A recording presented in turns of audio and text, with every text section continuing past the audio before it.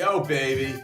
We are coming to you live from the Kings County Distillery Studios in New York City. The Hospitality Hangout Podcast featuring the restaurant guy, that's me, Shatsy, and the finance guy, that's Jimbo over here. And I got to tell you, Jimbo, we got a great show. We got our whiskey ready. Jimmy, it's 5 o'clock somewhere. It's 5 o'clock somewhere. Not Kings 5 o'clock County. here, but it's 5 o'clock somewhere. And you know who's in the office today? The man himself. Dave Nichols, the owner of Kings County, is in the studio. Actually, he's in the office. Not in the studio. But you know, I'm loving this combo, Jimbo. I'm loving this. I'm taking a little. Can you see the Pepsi? I'm taking Pepsi. I'm mixing Pepsi. What we call that? King me. King me. I'm doing the Pepsi, and we're gonna drink. Joe and I and you are gonna be drinking that later. There we go. Celebrating our podcast. We are super excited. We got a great podcast. Great podcast. Jimbo? Nope, super excited. Take us home, baby. As I said, I got to tell you, the Kings County studio, this is our second podcast now. Using the Kings County Distillery Studio. I got to tell you, good energy. Grab load. And you and I, we're single malt. I'm a single malt guy. You're a blend guy. Guess what? Bye-bye. Now it's all Kings County. I'm drinking New York stuff, baby. The oldest distillery in New York City. In New York. I think that's right. Yeah. If it's not right, I just messed up and I'll apologize next week. It is. All right, listen. It's super excited. Let's jump into Shatsy now. He's got the soundboard. He's having such a good time with his new favorite toy. But now let's roll like we used to roll, which is welcome to the Hospitality Hangout, a hospitality-focused podcast where the founders at Branded Hospitality Ventures share their insights and bring technology and innovation leaders that are making things happen in the industry we love. As Shatsy said, my name is Jimmy Frischling, otherwise known as the finance guy. I'd like to introduce my partner, Mr. Michael Schatzberg, otherwise known as the restaurant guy. And thank you for that double introduction, Jimmy. Double. Together, we're the personalities behind Branded Strategic Hospitality. We work at the intersection, hospitality, technology, innovation, and capital. And Jimmy, I got to tell you, we got a crazy show today because we have some incredible guests. But before I get to it, Jimmy. Before. You know what a big problem in restaurants is right now? There's 5 or 10 big problems. And every restaurant operator probably has the same 5 or 10, maybe different order. Am I right? Different order, maybe. But I got to tell you, I think you can narrow it, what you're about to touch on. I think you can narrow it down to the top 2. Labor. And I got to tell you, last night, I'm spinning, I'm tossing, I'm turning. I can't sleep. What am I thinking about? I'm thinking about our restaurants and how are we going to staff those restaurants? Labor. And I got to tell you something. We started using Our Work. And Our Work is rocking it out, man. It is the easiest way to get staff in the restaurant. OurWork.com. That's what I'm doing, Jimbo. I'm doing it. Hey, if it's good for McDonald's, you know what, Jimmy? It's good. It's good for us. Good for us, too. You know, McDonald's little burger company. How many stores? Yeah, how many stores? They got 10, 7, 15? 17. Yeah, right? 20 stores? Maybe. I mean, Shake Shack. What's bigger, Shake Shack or McDonald's? You say what's better or bigger? Bigger. I think it might be Mickey D's. It is Mickey D's, I think right? so. I guess they've had a movie. They even had a movie, right? Yeah, that was good. With Batman was in it. Yes, Batman was in it. And you know what? McDonald's uses OurWork.com. One of 2 things are going to happen. Either they're going to embrace that jingle, in which case it's awesome, or they're going to call us up and say, do me a favor, stop making that our jingle. Well, Jimmy, I got to tell you something. All I know is 10,000 restaurants are using Our Work, okay? It's not just McDonald's. It's 9,999 other restaurants are using Our Work. Anyway, Jimbo, we got a great show. Let's get to it because I got to tell you, these guests are very big. They're big machas, as they say in Yiddish. Big machas. And big machas just in case our audience wasn't sure about our ethnicity. Yeah, and big machas has more important things to do than hang out with us. All right. Well, let's get to it. So let's roll. Listen, we are very excited for today's episode. We don't have just one, but 2 amazing guests today from Informa. Big machas. Keep going with the Yiddish. All right. 2 amazing guests from Informa Connect. Their media brands include Nation's Restaurant News, Restaurant Hospitality, Supermarket News, Food Management, and Create the Experience. By the way, you bring me a hat, I wear hats, okay? I used to wear Knicks hats, Knicks, Giants, Rangers, Yankees, but I tell you what, right now, I wear the hats of my friends, our companies, and right now, I'm wearing a Create hat. The future of food service. Yeah, so let's welcome our friends, Mr. Joe Donnelly, Group Director and Publisher, and Christi Ravneberg, Director of Content, Strategy, and Product Development. We get to welcome Joe. We get to welcome Christi. Are we ready to roll? Who goes first? I think you go next. I don't know who goes first between them. Well, I get that we're excited, but I want to. You want to go right to trivia? Well, I'm going to play Trivia Tuesday because you know what? This thing comes out on Tuesdays. All right, gotta go. All right, listen. Don't worry. Eventually, we will bring Joe and Christi to the show. They have no idea now. They're like, who booked us on this thing? But look, we always roll with Trivia Tuesday. Oh, there's Shazzy's playing his music. Let me explain. I think longtime listeners understand it, but let me explain how this game works. I'm going to give you 3 facts. We've chosen Joe. We use Joe. I'm going to tell you 3 facts about Joe, except 2 are true, 1's a lie, or 1's not true. Fact 1. Joe has been to all of Peyton Manning's Super Bowl games. He's a sports lover. I'm going to say yes. I mean, I know I'm not going yet, but I'm thinking. Can I give fact 2? All right. Fact 2. Fact 2. Joe sat next to Andrew Dice Clay flying home from Arizona just last week. The Dice Man. Wait a minute. Right? Joe was in Florida last. The Dice. Okay, wait a minute. 2 weeks ago. 2 weeks ago. Okay. So Joe sat next to Andrew Dice Clay flying home from Arizona recently. How's that? Okay. Fact 3. Joe has sat on the sidelines for an entire New York Jets game alongside the players. I think anybody that can be at an entire Jets game, anywhere in the Jets game, entire Jets game, that is unbelievable. You know what I think? That can't be true. That third one, you questioning that third one? Only because it said the entire game. I got to tell you. Anyway, remember to stay tuned to the end of the episode to find out the real story of 2 truths and a lie. 2 Utes and a lie. 2 truths. All right, let's jump into it, man. All right, so now let's get into it. All right, here we go. Listen, we are so thrilled to have Joe and Christi here. Why don't we, let's kick this off. Why don't we let them introduce themselves? How about that? That's probably a good idea. Probably a good idea? Yeah, let's go. So Joe first or Joe first. Actually, you know what? Joe first. Okay. You guys sure? Let's do it. Joe first. Yes. We've had this all script. This is all planned, by the way. Perfect. Christi, I'm going to go first, apparently. Go for it. Donnelly, Group Director of the Restaurant and Food Group at Informa. The Bible. I like to say the Bible in the restaurant. I've heard you say that before. It's the Bible. We love that. The Bible. Old Testament. Or the Torah. We're going to crush it. Bring the whole Yiddish. We're really crushing it today. Let me give you a quick background on Informa. Please. Is probably the leading B2B global media exhibition company in the world. We look for verticals in which we can, be or desire to be the leading voice in terms of content, connections, intelligence. About $2.2 billion in revenue annually, traded on the London Stock Exchange. We got about 10. Was that billion with a B?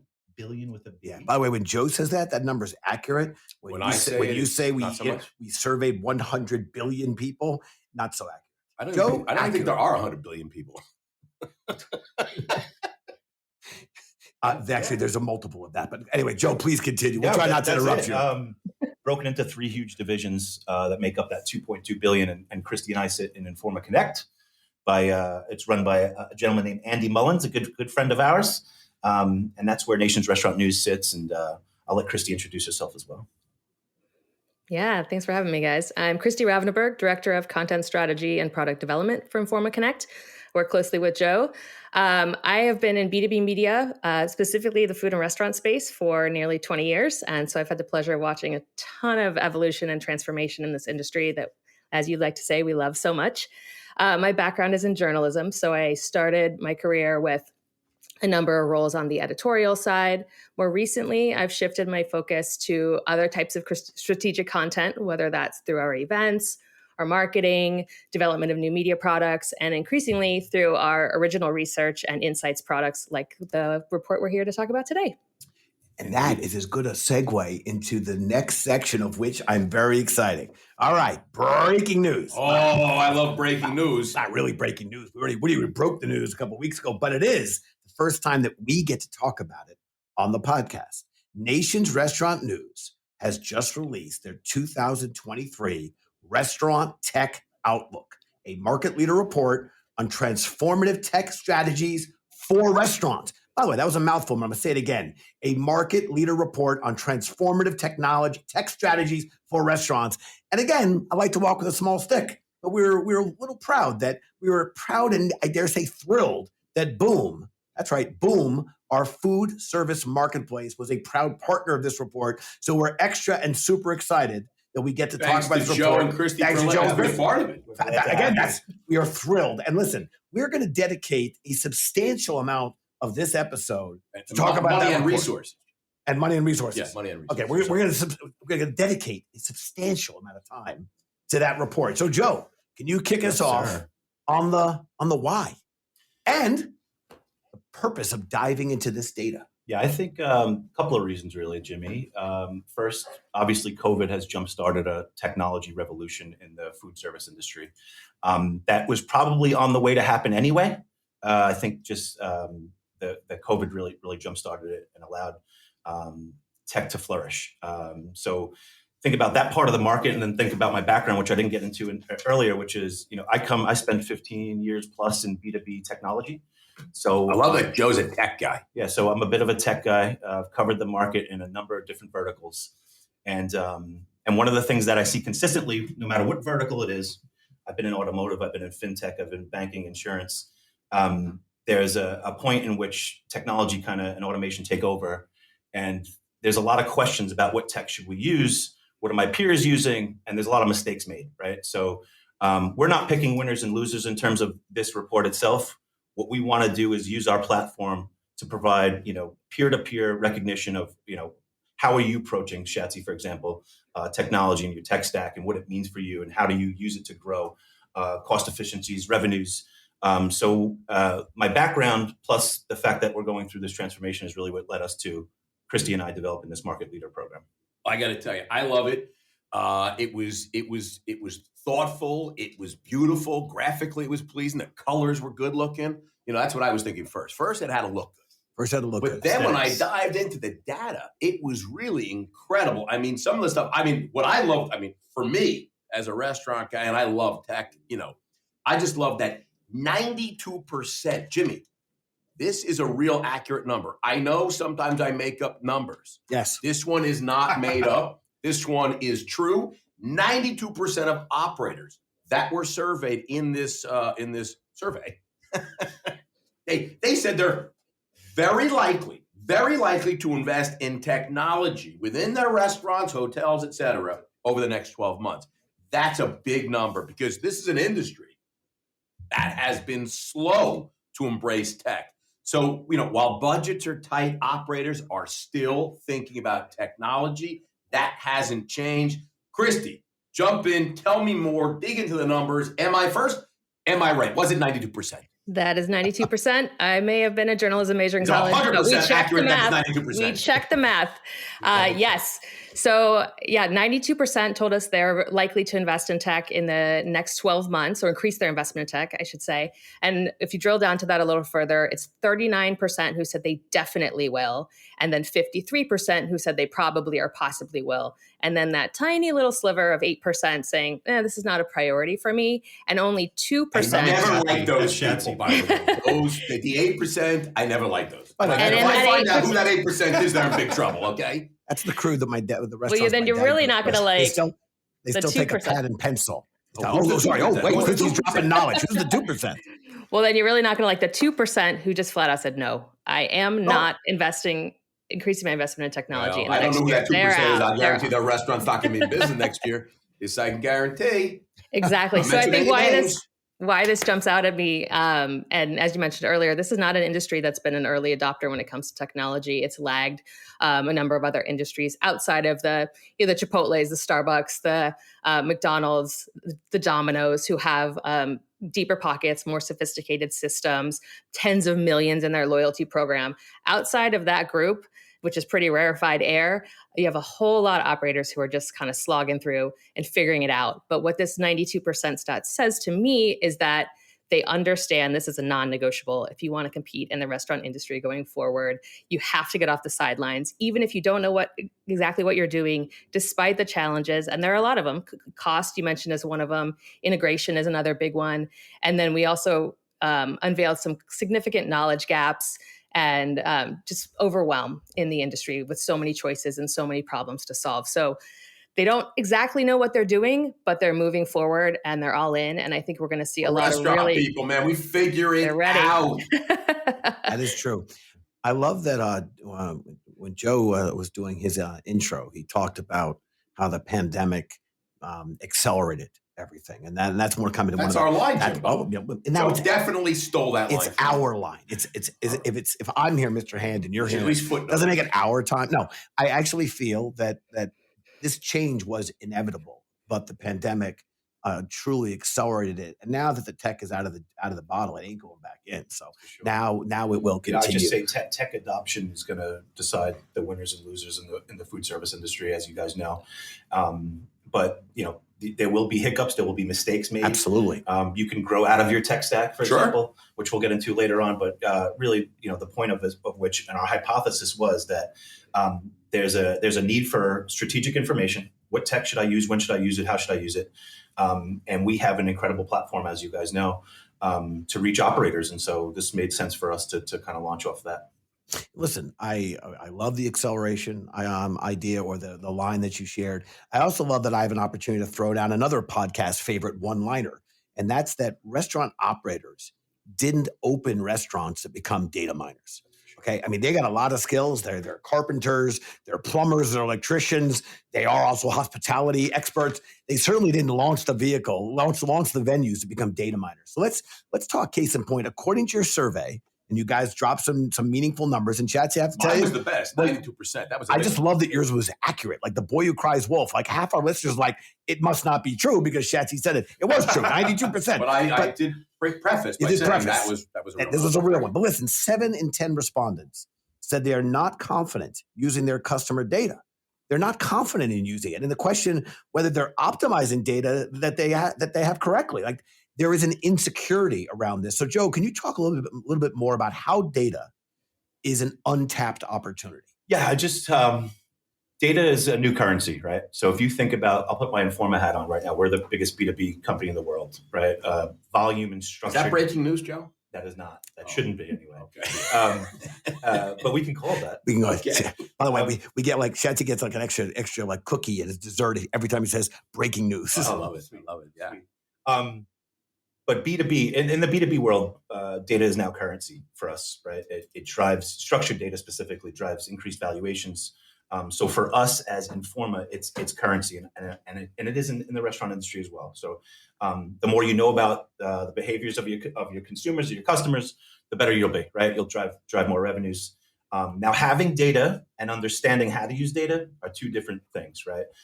So our hypothesis going into this was that it's likely, like you just said, restaurant owners are jack of all trades, but data is probably not one of them. So how important is your data? Where are you accumulating data, right? So your marketing platform, your POS, and are you using that data to optimize sales?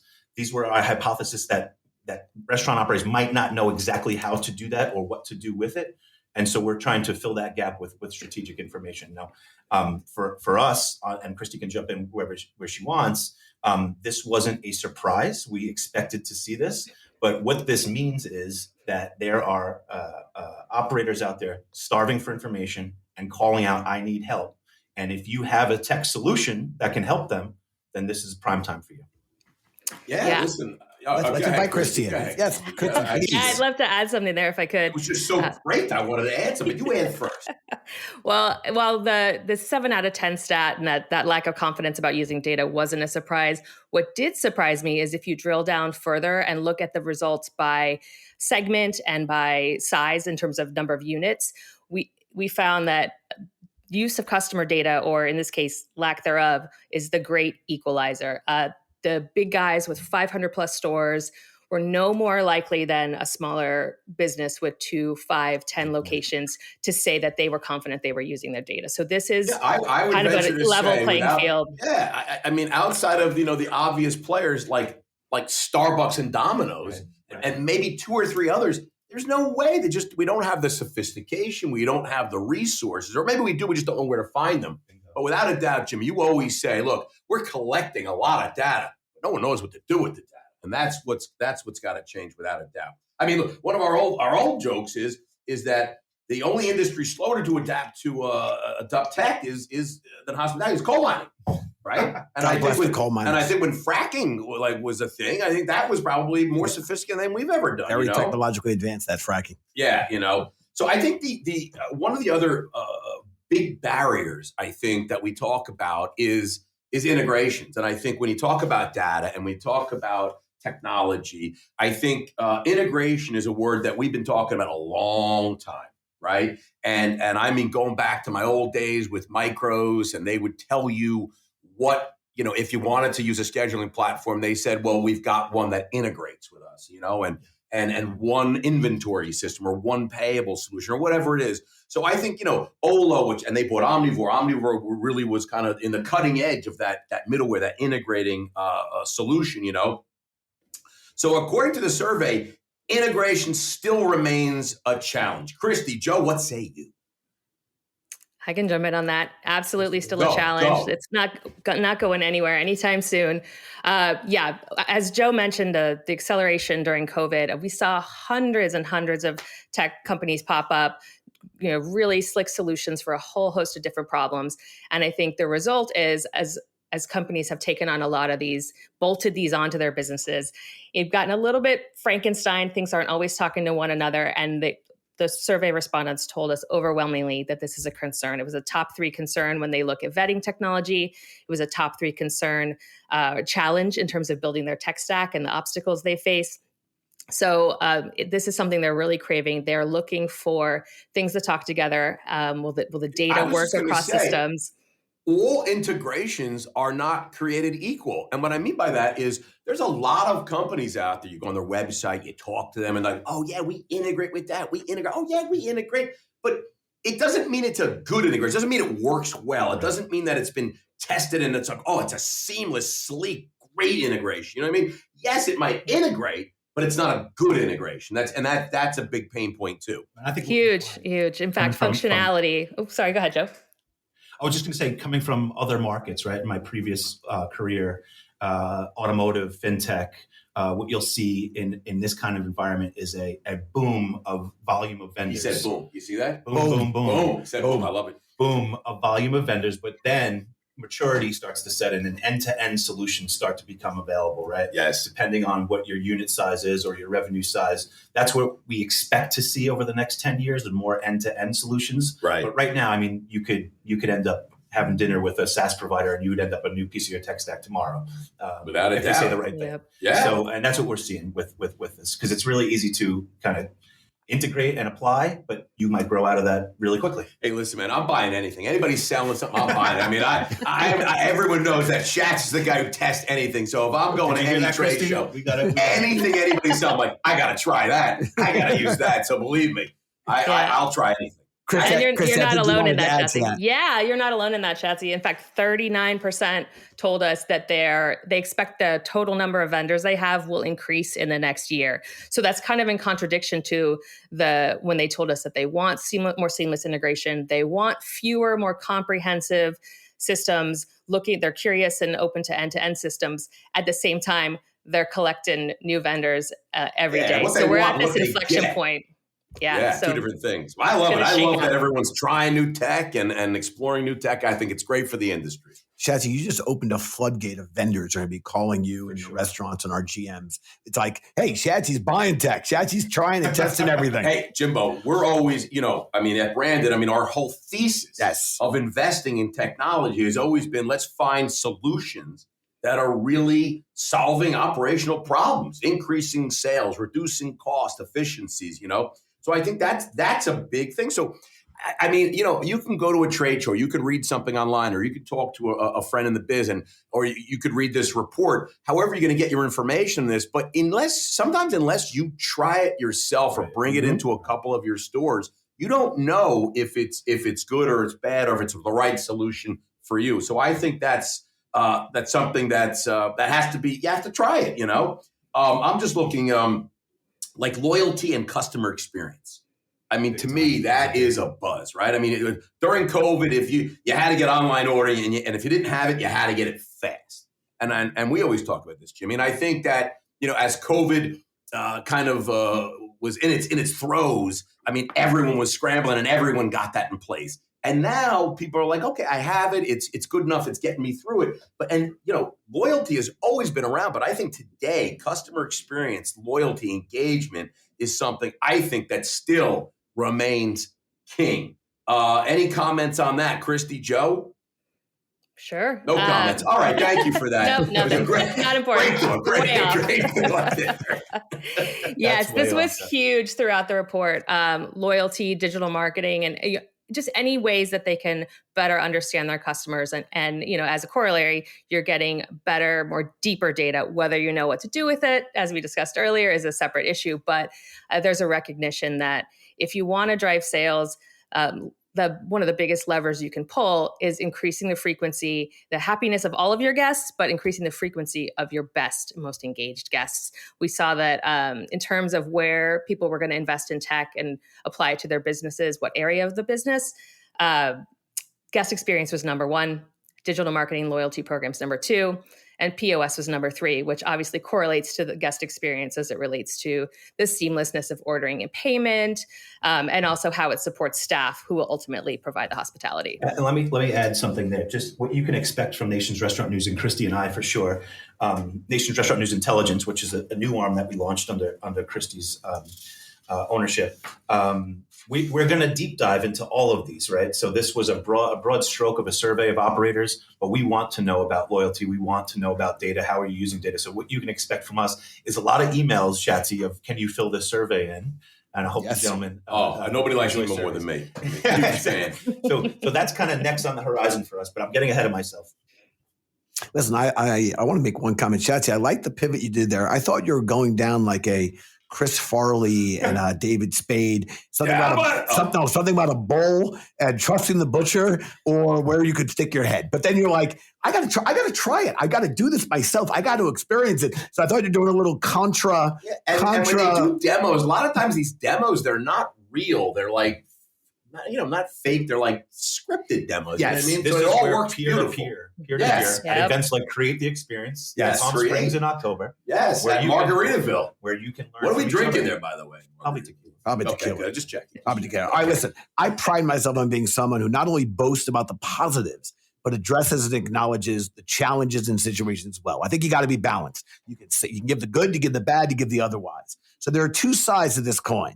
But that said, I believe, according to the report, 74% of respondents cited costs as the biggest challenge to incorporate new tech into their businesses. 74% of respondents cited costs. Joe, do you have any insights or tips on how operators can work around their budget constraints and still build a strong tech stack? Well, drive more revenue.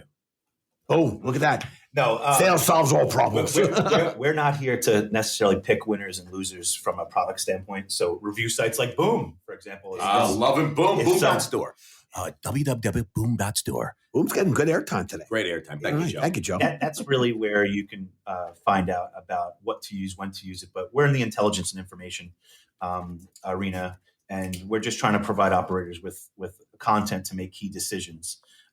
So I don't necessarily have, this silver bullet that an operator can take from this, and maybe Christi does. But what you need to know is that you have to do investigation. You have to do your information. You have to get information, strategic information, and make decisions based on that, rather than just kind of picking up a Frankenstein tech stack at any point in time, like Shat said he would. Christi, everyone's picking on Frankenstein. I got to tell you, Christi, anything you want to add to that before I charge you ahead?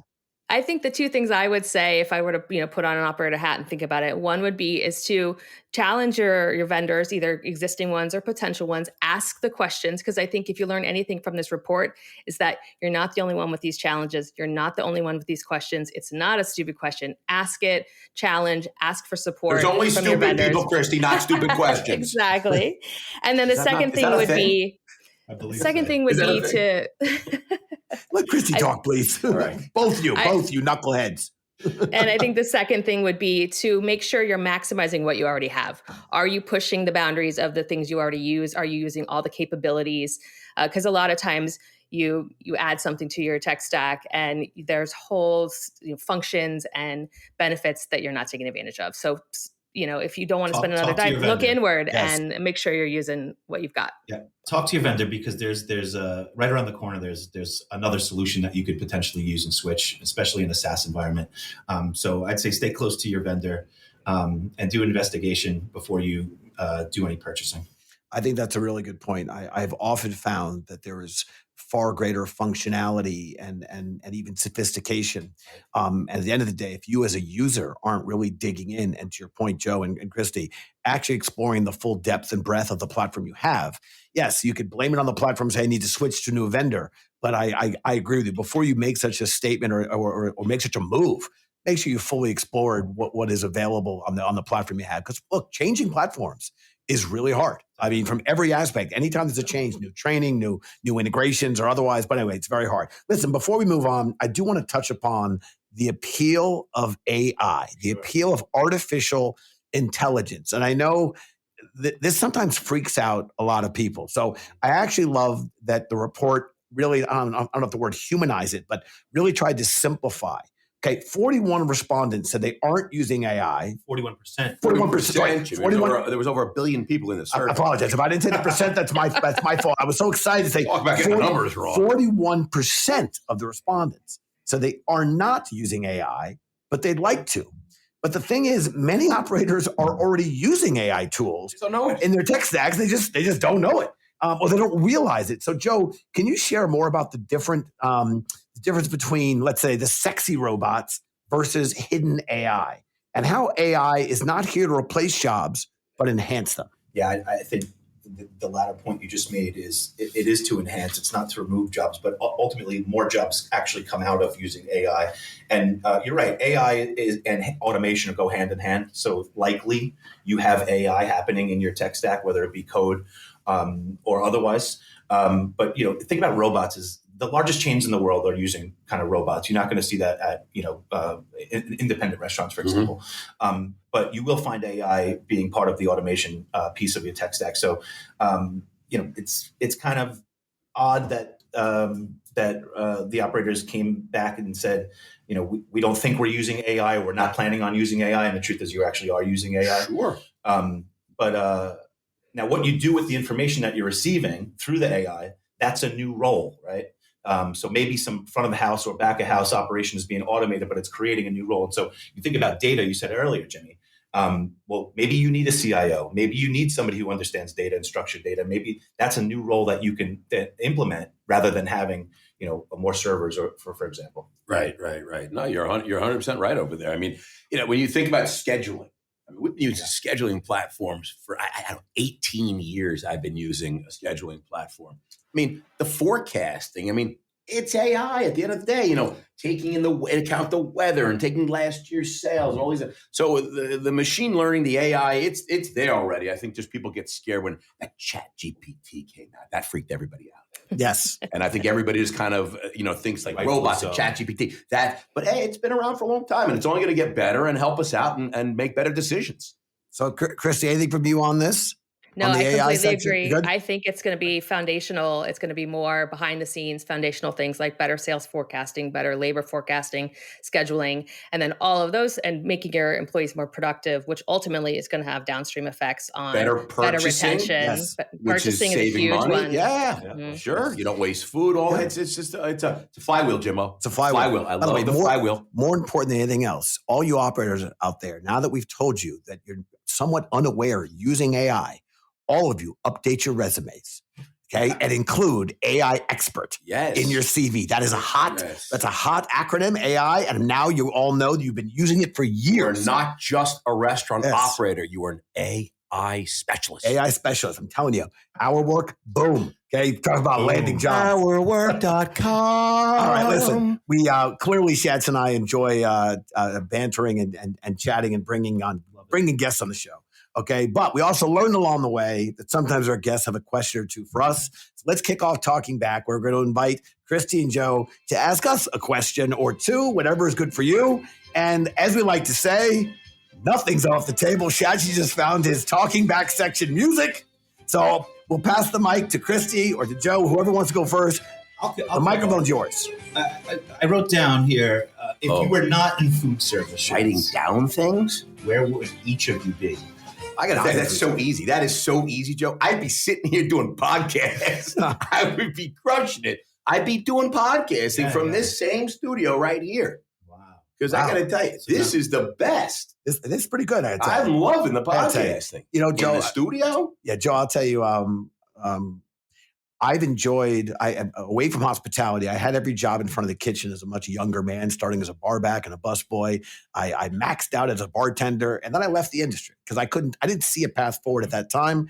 And I went into finance, and I had a multi-decade run focusing on emerging markets and alternative asset classes. And I've always enjoyed trying to look through opaque asset classes and try to connect dots and information and try to create value where things could easily be misunderstood or overlooked. That's what led me to kind of return to hospitality and looking at emerging tech and innovation. And I have to say, if I wasn't in the food service industry, I'd return and once again be digging in because I feel that it's really quite fun to be working with young companies and emerging companies in many different industries, but to be part of a build. And I write every time I sign off on my weekend newsletter, I write along the lines, it takes a village. And it's a line my mom said at my younger brother's wedding, that to raise a son in this case, it takes a village, and teachers and counselors and directors and coaches and therapists and uncles. And they were all, as she said to the crowd that gathered, it takes a village to raise. That was a bad night, Jimmy. That was a bad night. He's better now. But my point is, when I think about emerging companies, I think it's that same, it takes a village, and it's really fun. So I love that I get to do it in this industry, but I have to say, if I wasn't part of this one, I would return and go find others that were the same type of opportunity to dig in and help young companies grow is where I could spend time. Jimmy has a backup plan. No, I would just say, burn the boats. Burn the boats. Yes, we're burning the boats. I just think that at the end of the day, I think whenever you go around and you say you're in the restaurant industry, anywhere you go in the world, you say, "Oh man, that is really tough. I can't. That's very hard." And I say, "What is there something that's easy? Is there an easy job? Is there an easy industry?" I mean, maybe inheriting a couple $100 million, maybe that's easy. You know, maybe the winning the lottery. How do you get that gig? I don't know. I don't have that gig. And there's a guy I just saw won that $2 billion. He seems to be doing okay now. That's a good gig. On that lottery, that Powerball. But, but I got to tell you, it's like any industry. I think it's tough. Business is tough.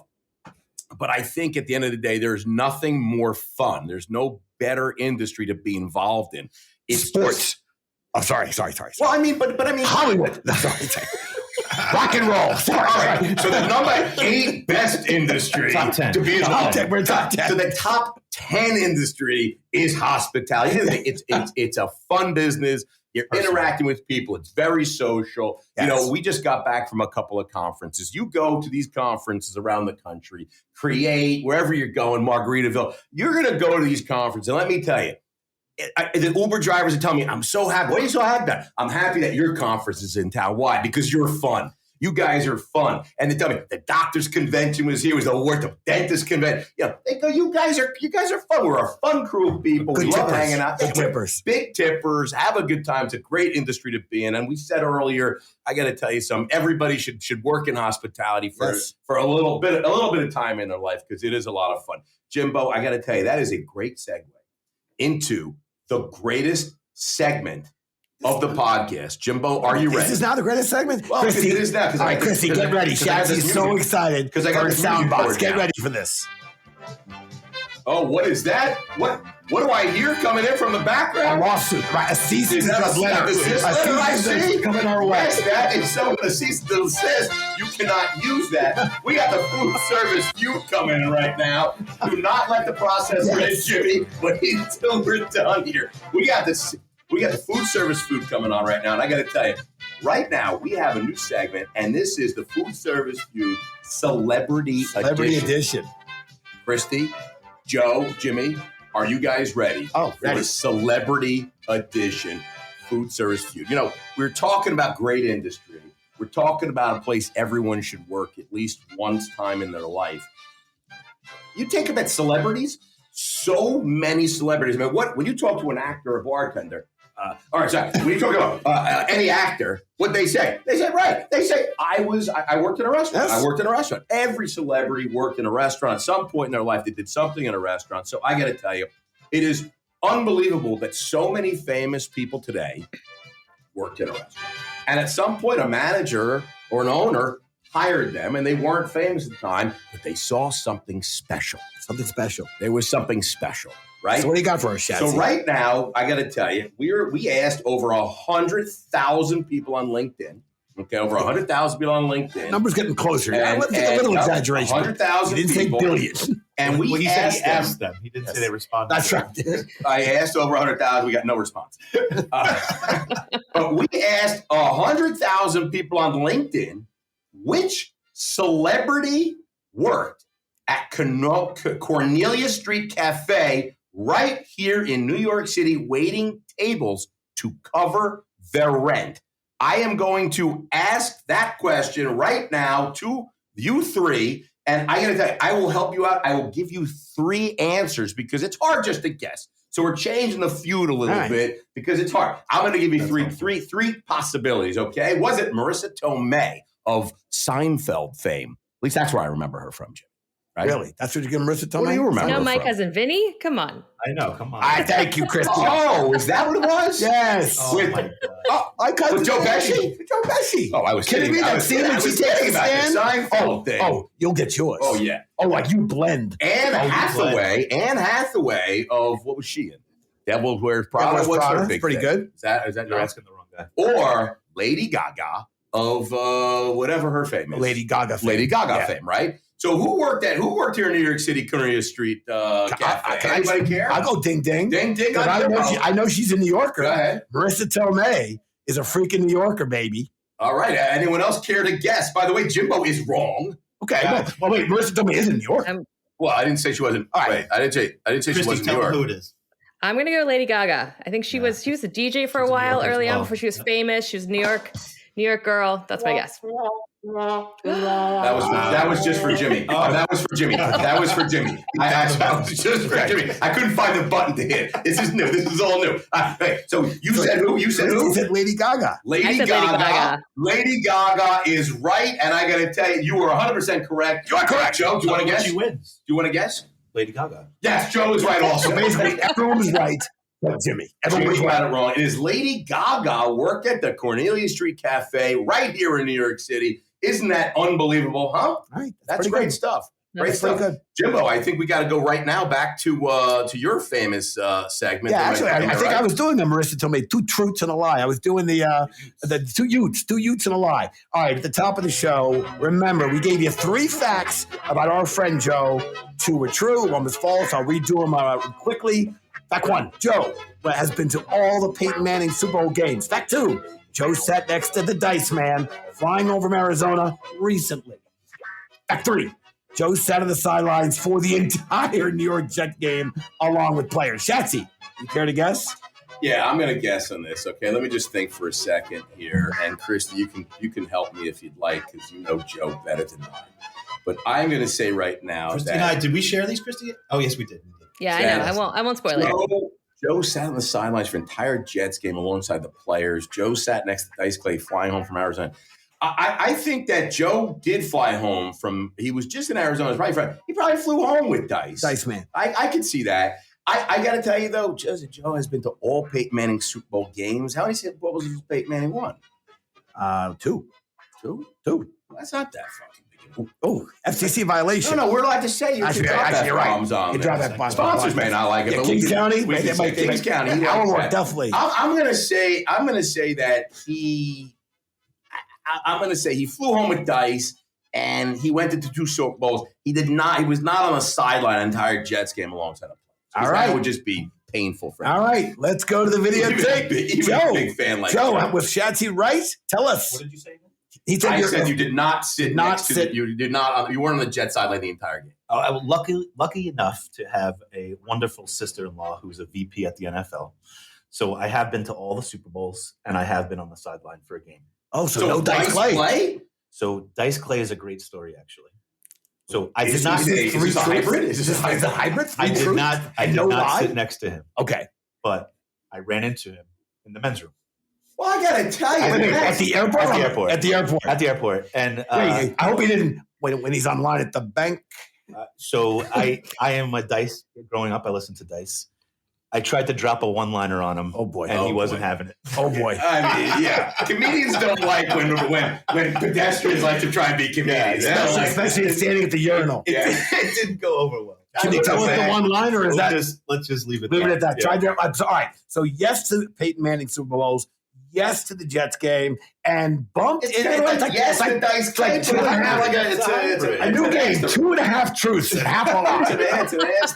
It's an asterisk, you know. I think that's a good one. I like it. It was good. It was good. I got to tell you, great stuff. I got to tell you that you sat an entire game on the sideline of the Jets. That's big stuff. Well, now we have Aaron Rodgers, so we have something to look forward to. Now, yeah. Can you still get that same deal? Is your sister still right now?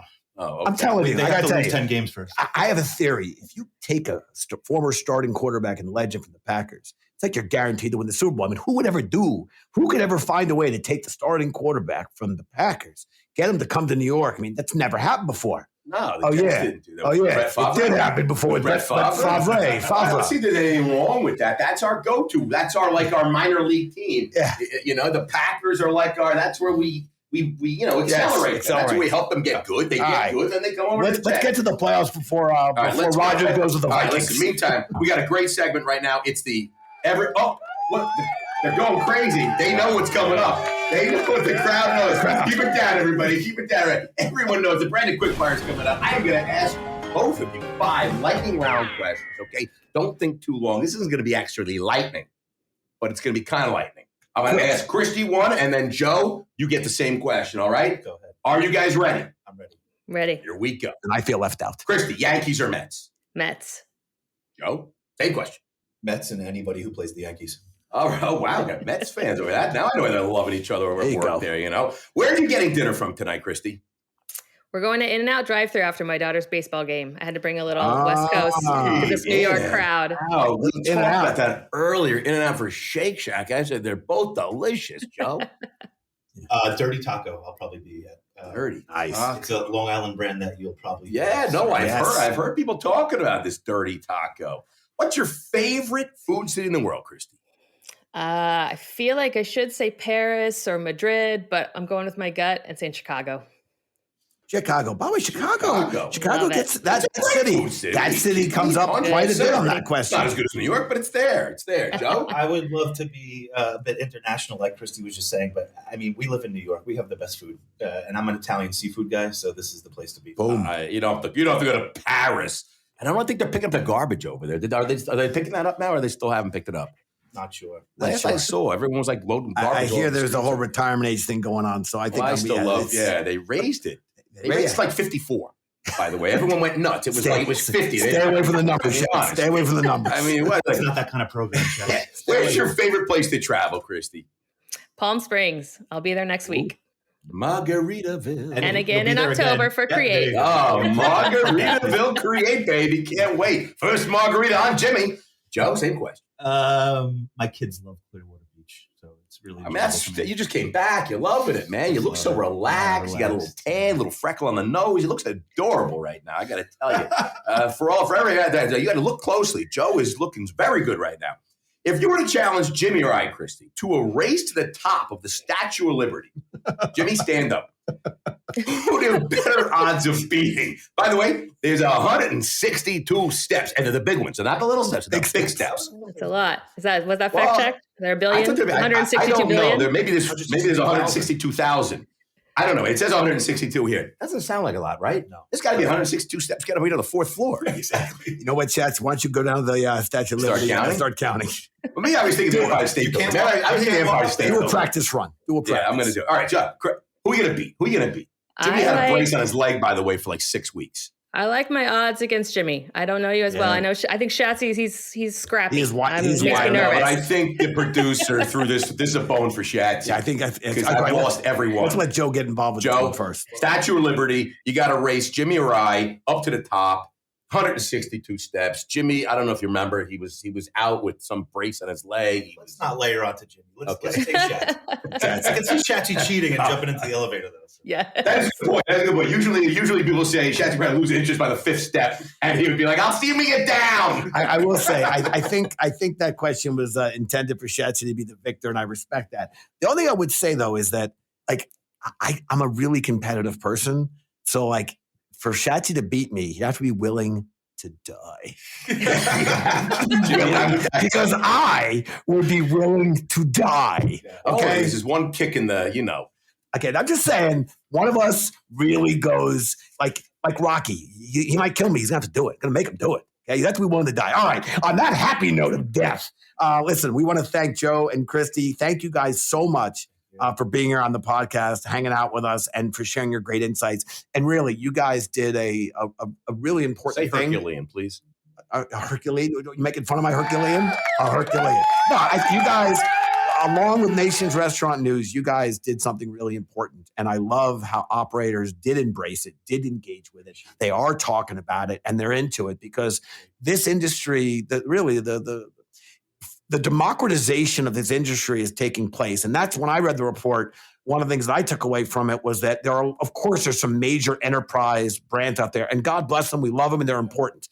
And they have some of the deepest pockets and they have some of the best resources to do this. And I think what's going on in tech today is an amazing, as I said, democratization of, because now there are tools that are readily available to help operators of all sizes if they want to lean into it. And I think what your report, what showed me is they do want to lean into it because they know that could be the difference. That could be a margin optimizer. That could be an efficiency creator. That could help you reduce your churn on terms of labor attrition. There's really a lot there. And I thought that report was really important. Listen, if you want to get in touch, well, first of all, we encourage you to download the report. Yeah, that's the most important thing, Jimmy. I thought my sharing the democratization was a nice thing. Say democratization one more time. I mean, honestly, was it the SATs here? I was thinking about that coming in. Like, what did that report mean to me? But listen, 4-letter words, Jimmy. That's all I can handle. Please do. Everyone should download the free report. Do a deep dive for yourself. We're going to drop the link in the podcast write-up, but you can also find it at nrn.com, // 2023 Tech Outlook. 2023 Tech Outlook. Please check it out. It's really an impressive piece of work. And congrats. I know I posted it all over LinkedIn. So if anybody follows me on LinkedIn, go check it out because I know it's there.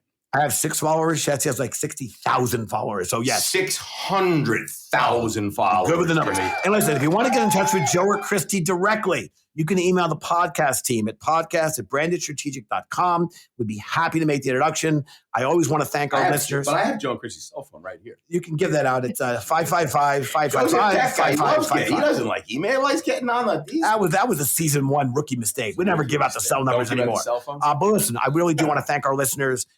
We are growing our podcast. We created a studio thanks to Kings County. Cheers, King County. And we couldn't do it without listeners and you guys continuing to lean into this. So thank you so much. Please join us next time as we welcome Amr Wahab, president of Kettleman's Bagels.